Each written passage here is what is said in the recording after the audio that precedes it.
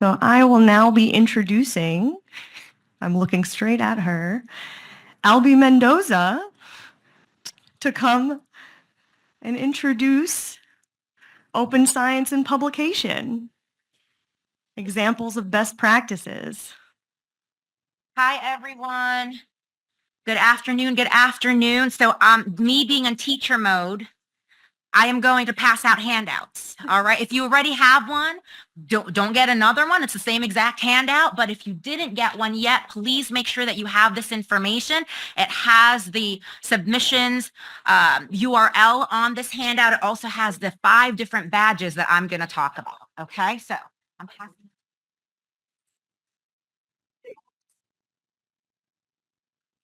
And they're in color.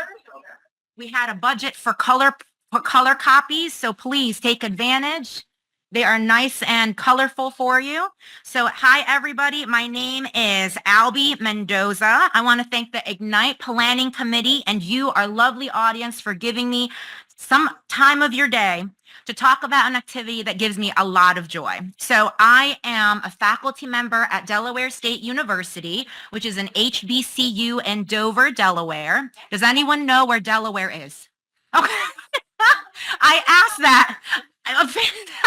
I asked that because my husband's family is from California, and when we told them that we're going to move to Delaware, they said, Delaware? And so there we go. So now you know. Okay. So I'm glad that you know where it is.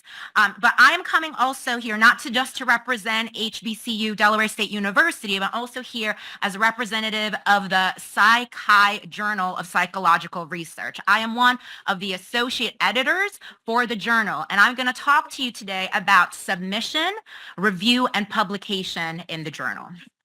All right, here we go. Is it moving to the next slide? Oh, I'm not going to move. I will not move to the next slide yet. Wonderful. Here we go. Okay, wonderful. So who here has heard of the Psych-Chi Journal before this day? Wonderful. Okay, wonderful, wonderful. Did you know that we actually had a different name? It was originally called the Psych-Chi Journal of Undergraduate Research, and the name changed in 2012 to the Psych-Chi Journal of Psychological Research. We wanted to expand its authors to not just undergraduates, but to graduate students and also to faculty members. I say all of this information because with those 2 names, the journal has been in existence for about 30 years. Yes, almost as old as some of us in here, okay? Yes, it publishes 4 times a year with about 6 to 10 articles, editorials, or reviews in each issue. I say that because the submission process is ongoing. So let's say you wanted to submit in the winter. We already published our winter 2024 issue. You'd wait until the spring issue. But you can publish anytime that you can submit anytime that you wish, because it's an ongoing process. There's no deadlines for the winter edition or the fall edition or the spring edition. So you can submit any time of the year. It is indexed. And what that means is that when you are published in the Psych-Chi Journal, you can search for your name in the Google Scholar database, in the Clarivate database, in the Crossref database, in the EBSCO database, and the PsycInfo database. It is there for public consumption. Before, it used to only be in the Psych-Chi website and only Psych-Chi members could access it. Now it is open access in those databases. Super exciting. Okay, now I want to talk about how this is relevant to you as undergraduates, as graduate students, and even faculty members. So I am a member of the Society for the Teaching of Psychology in addition to being an associate editor, and this is one of the articles that I give out to my students throughout the year in my fall courses as well as my spring courses because it highlights 5 skill categories that employers really find valuable for all psychology students. So if you're a psychology student, you are well versed in all of these skills because of your courses and the type of work that you're going to be doing through research, okay? I'm going to highlight two categories, cognitive skills and communication skills. I wanted to highlight those skills because these are the kinds of skills that you are learning when you engage in the publishable research process, including conducting literature reviews, including collecting data, including collaborating with professors and fellow researchers. If you know how to do an APA-style paper with introduction, method, results, discussion, you gain cognitive skills like critical thinking, analytical thinking, information management, and also when you go and publish or present even at a conference or at your local schools and talk to people about your research, you're gaining oral communication skills and written communication skills. There's a QR code there in the bottom. I know you guys are QR coded out. There's so many QR codes, but this one is with all the different skills that you can gain as you're going through the research process. And faculty, this is also something that you can utilize in your classes in that you can emphasize these skills and the building and development of these skills to our students. Okay, so can I get a raise of hands actually? How many people here are undergraduates? Woo-hoo-hoo, look around, there we go. Okay, how many people are graduate students? Graduate students, look at us. Okay, great. And then faculty members. Wonderful. Do we have any strict researchers in the room? Anyone? Okay. Why did I ask that question? Well, because every one of you can submit to the Psychi Journal. Before, it was only for undergraduate authors. Now we have undergraduates as first authors. We have graduate students as first authors. We have faculty as first authors.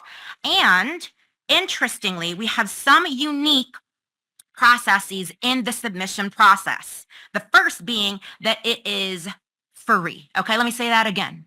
Free, meaning zero cost to go and submit to the portal. Now, if you are an undergraduate author, you do need to have faculty sponsorship in terms of your submission. And then one of your authors, whether that be the undergraduate or the faculty sponsor, has to be the Psychi member. Okay, so those are the only restrictions in terms of the submission process. Now, what kind of work can you submit? So for those of you who came up and asked me questions, you were already working on a research poster. You were already working on a senior thesis, or you are working on a research lab and you're going to be contributing to a publication already. So all of those different types of works are eligible to be published in the Psychi Journal. So original data collection for you as students, you have something that you are working on, you want to collect your own data. It could be that you are working off something from OSF. There is secondary data analysis already existing out there, and you want to utilize that and look at the different constructs, different variables, and make it so that it's your own project and add your literature review to it. Or you can do a meta-analysis where you are analyzing the results from different existing studies already. All of those works are eligible empirical work that can be submitted and reviewed and published in the journal. What's unique about the review process? So we talk about the uniqueness of the submission process. Remember that it's free. And then in the review process, it also is going to be giving you extensive feedback, specifically with the APA style reviewer. So other journals will already assume that you know how to do APA style. And of course, we learned that in school. Yes, we learned that in our undergraduate courses. We learned that in our graduate courses. Faculty, we're teaching APA style to our students. But in the journal, in terms of review, you have 3 to 4 reviewers who go through your work and your manuscript. One of them is dedicated to APA style exclusively. That means, are the headings emboldened, underlined, italicized, right? Are the citation, in-text citations, the references, are all of those indented, italicized, bold, all of those different things that we think about with APA style, there's a dedicated reviewer just for that. The other 2 or 3 reviewers are going to be doctoral level reviewers that consist of, sometimes it's faculty members, sometimes it's postdoctoral fellows, but they are very well versed in their field, in their subdiscipline. So they're going to give you very great, very usable, very very extensive feedback to make your paper stronger.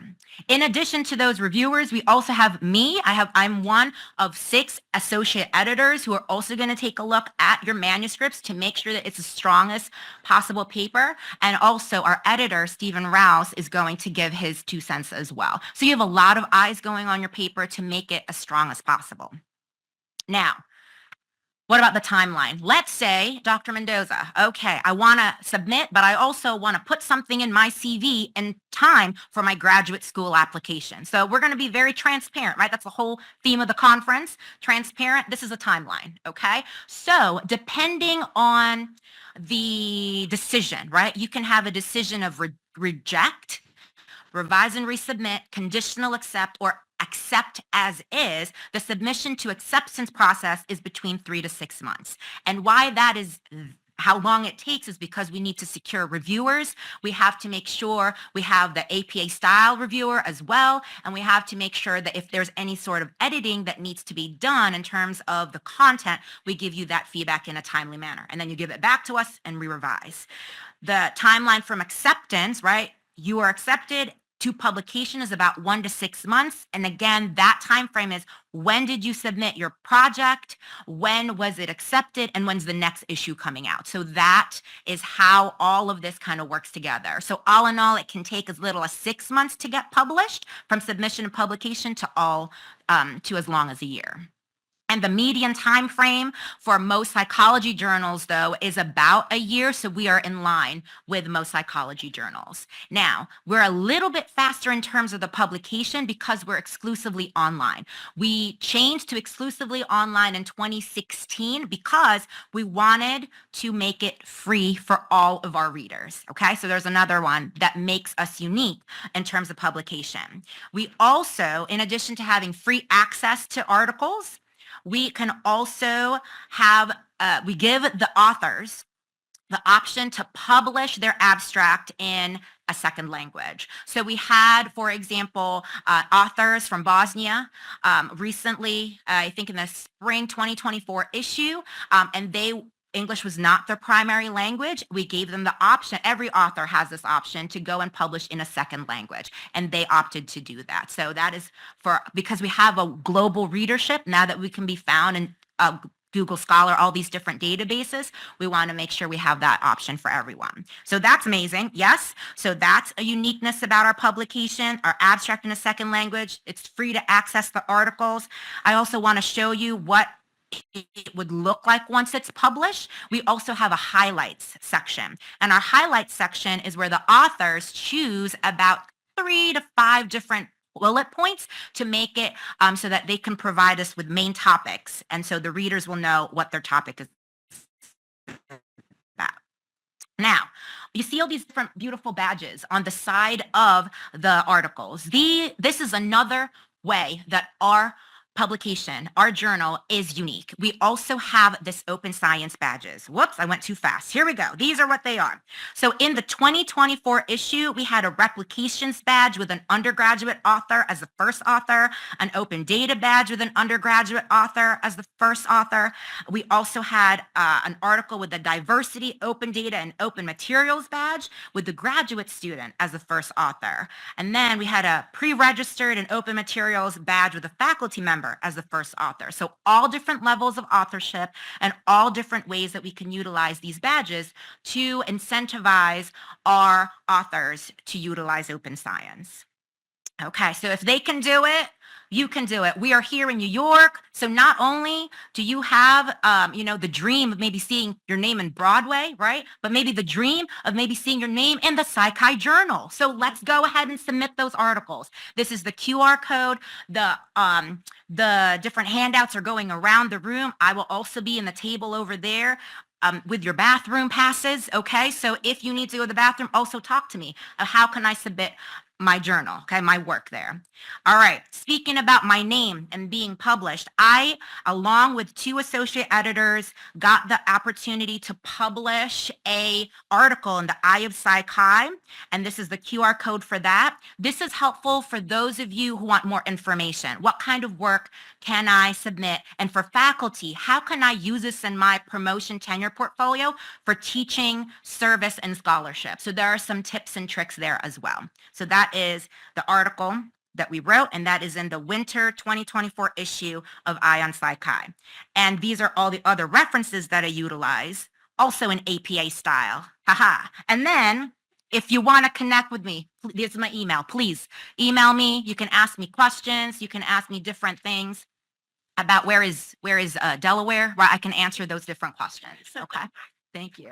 There we go. Absolutely. One slide back with this. This one. Oh, the references. Yes, very important too. We need to be open, transparent, right? With all of our resources. Great. The page of you. This one. Yes. Perfect. I know, isn't that a great picture? That's when I had curly hair. All right. Excellent. Do we have time for questions or we're good? You can also ask me over there.